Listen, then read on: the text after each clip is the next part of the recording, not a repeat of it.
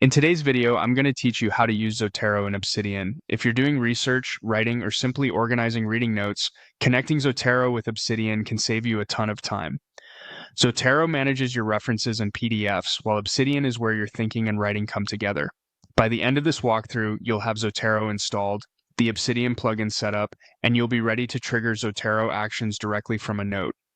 Start by heading to the official Zotero website. You're looking for the main desktop application. On the download page, choose the version that matches your operating system, then click Download. When it finishes, run the installer and follow the prompts. The default options are fine for most people, so you can usually click through without changing anything. If the page also offers a browser extension called the Zotero connector, it's a helpful addition because it lets you save articles and citations from the web into Zotero with one click. The core requirement here is the Zotero desktop app. That's what Obsidian will talk to. After installing, open Zotero at least once so it finishes any setup in the background.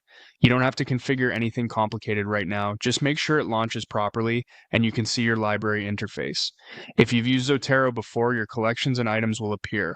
If you're brand new, you'll see an empty library, which is perfectly fine for getting the integration working. Now, switch over to Obsidian. Open your vault, then look down to the bottom left corner and click Settings. In the Settings menu, find the section labeled Community Plugins. This is where you add third-party enhancements to Obsidian. You might see a brief notice explaining that community plugins are created by the community and not by the Obsidian team. That's normal. Read it and proceed when you're comfortable. Next, click Browse.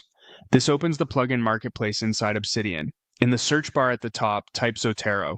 You'll see results related to Zotero integration. Select the Zotero plugin that matches your needs and click Install.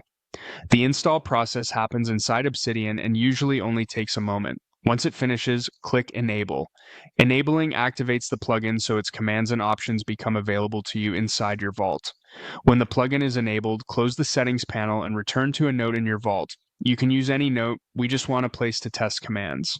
Now open the command palette. On Windows and Linux, press Ctrl+P. On Mac OS, press Command+P. The command palette is a quick launcher for almost everything in Obsidian. With it open, start typing Zotero.